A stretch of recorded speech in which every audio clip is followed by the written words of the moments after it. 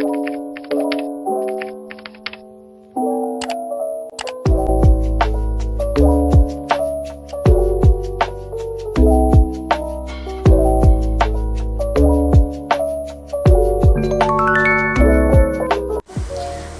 adik-adik, kita akan belajar pendidikan Pancasila kelas 4 bab 5 tentang aku suka bergotong royong. Topik pertama, arti gotong royong, tujuan dan manfaat, dan hal-hal yang perlu diperhatikan dalam bergotong royong. Sebelum membahas lebih lanjut, adapun tujuan pembelajaran yang hendak dicapai. Yang pertama, peserta didik mampu memahami mengenai pengertian gotong royong serta tujuan dan manfaat bagi kehidupan. Yang kedua, peserta didik mampu menunjukkan contoh pelaksanaan gotong royong dalam mencapai tujuan bersama. Nah, adik-adik, perlu kalian tahu bangsa Indonesia memiliki budaya kerjasama yang disebut gotong royong. Gotong royong ini merupakan kegiatan yang dilakukan bersama-sama dan saling membantu tanpa imbalan untuk mencapai tujuan bersama. Kegiatan ini dilakukan dengan ikhlas dan sukarela tanpa imbalan apapun. Berikut ini adalah contoh teks yang membahas mengenai gotong royong. Nah, setelah membaca teks tersebut, apakah di sekolah kalian pernah mengadakan kegiatan seperti gambar di samping? Dan bagaimana perasaanmu saat melaksanakan gotong royong bersama teman-teman di sekolah? Apakah menyenangkan, capek, atau gimana nih? Oke adik-adik, perlu kalian tahu gotong royong memiliki tujuan dan manfaat, yaitu untuk saling membantu sesama. Contoh kegiatan gotong royong itu seperti mendirikan rumah, membangun jalan, jembatan, atau saluran air. Nah, tujuan dan manfaatnya itu yang pertama, pekerjaan akan menjadi ringan, menghilangkan perbedaan dan menciptakan kebersamaan, menjelaskan praktik gotong royong, dan meningkatkan keamanan dan ketertiban. Nah, selanjutnya itu kerjasama dalam membangun gotong royong. Apa sih definisi kerjasama? Kerjasama yaitu proses saling membantu untuk mencapai tujuan bersama. Nah, peran gotong royong itu yang pertama mempererat hubungan sosial, mendorong penyelesaian masalah bersama. Adapun hal-hal yang perlu dilakukan dalam bergotong royong, yang pertama dilakukan dengan sukarela dan tanpa paksaan. Jadi gotong royong akan berhasil dengan baik apabila dilakukan dengan ikhlas tanpa adanya paksaan. Yang kedua dilakukan untuk kebaikan. Jadi gotong royong boleh dilakukan untuk tujuan yang baik.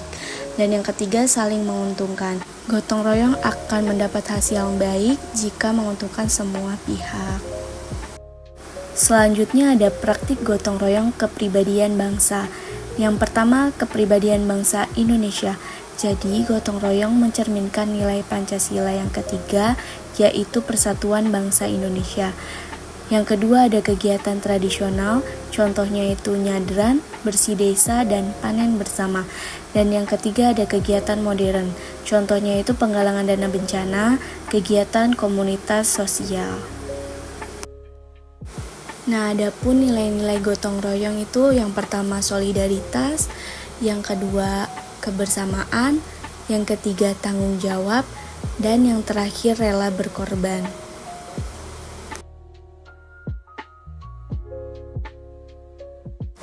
Oke adik-adik, kita akan membahas topik yang kedua mengenai bentuk pelaksanaan gotong royong. Nah, gotong royong bisa dilaksanakan di lingkungan masyarakat, di lingkungan rumah, maupun di lingkungan sekolah. Oke, baiklah adik-adik, mari kita bahas lebih lanjut lagi mengenai bentuk pelaksanaan gotong royong. Oke, tapi sebelumnya Ibu mau tanya, menurut kalian apa aja sih contoh gotong royong di kehidupan?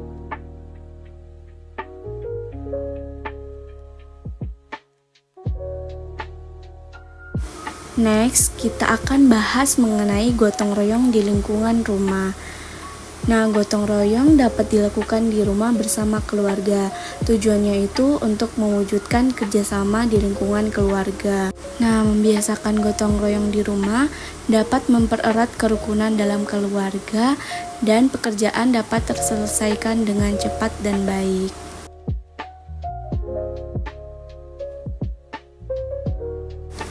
Jadi, contoh gotong royong di rumah itu yang pertama membantu membersihkan rumah.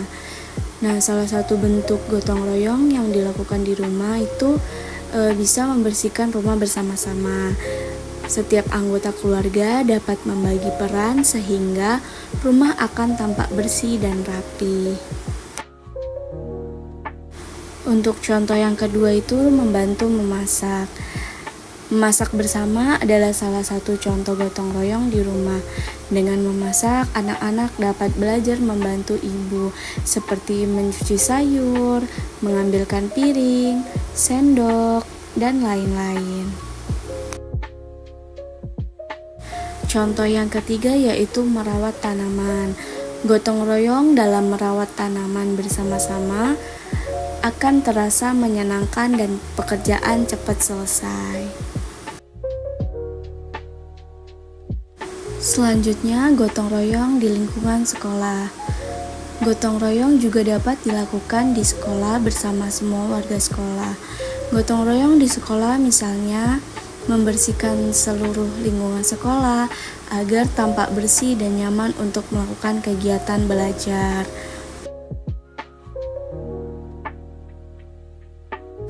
Nah, contoh kegiatan gotong royong di sekolah itu seperti piket harian. Jadi, piket harian itu dapat dilakukan sebelum pelajaran dimulai atau siang hari setelah pelajaran selesai. Piket harian dilakukan dengan bergotong royong sesuai jadwal yang telah dibuat. Dengan melakukan piket harian, pekerjaan akan lebih cepat dan ringan. Contoh yang kedua yaitu kerja bakti di sekolah. Menjaga kebersihan lingkungan sekolah adalah kewajiban semua warga sekolah. Kerja bakti dilakukan dengan tujuan untuk membangun kepribadian yang peduli akan kebersihan lingkungan. Semua warga sekolah bekerja sama dan bergotong royong membersihkan lingkungan sekolah. Selanjutnya, contoh yang ketiga yaitu belajar kelompok. Belajar kelompok dimaksudkan untuk meningkatkan prestasi belajar dan melatih kerjasama siswa. Jadi, siswa yang belum memahami pelajaran bisa saling bertanya pada teman kelompoknya. Nah, dengan belajar bersama dapat menambah semangat belajar dan mempercepat pengerjaan tugas-tugas. Contoh yang keempat yaitu menolong teman. Jadi, apabila teman yang mengalami kesulitan, sikap yang harus kita lakukan yaitu menolongnya.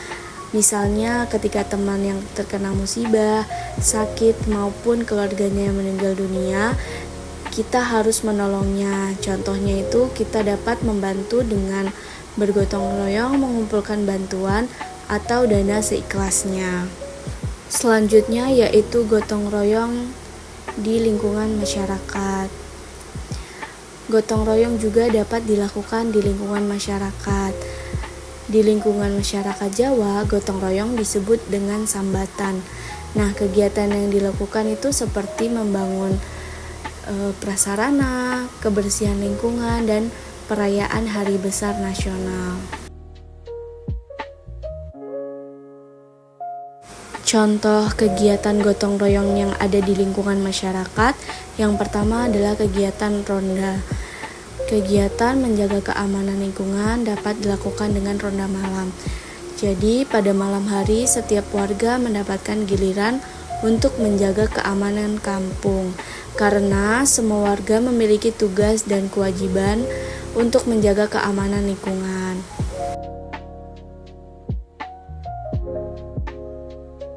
Contoh yang kedua yaitu kegiatan Posyandu.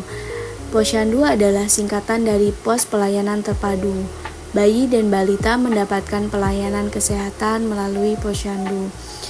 Petugas kesehatan bersama kader atau relawan posyandu bekerja sama untuk memberikan layanan kesehatan bagi warga setempat. Contoh yang ketiga yaitu kerja bakti di lingkungan masyarakat. Kebersihan lingkungan masyarakat merupakan kewajiban setiap warga setempat. Kegiatan ini merupakan suatu wujud untuk dapat meningkatkan rasa saling tolong-menolong dan saling peduli. Selain itu, manfaat yang dapat diperoleh yaitu lingkungan menjadi bersih, nyaman, dan tentram. Contoh yang keempat yaitu tanggap bencana. Tanggap bencana merupakan sebuah respon dari masyarakat untuk saling bekerja sama dalam keadaan menghadapi suatu musibah. Kegiatan tanggap bencana ini dimulai dari rasa peduli masyarakat sekitar untuk membantu sesama yang sedang berada dalam masa sulit. Contohnya seperti bencana banjir, kebakaran, tanah longsor, dan lain sebagainya.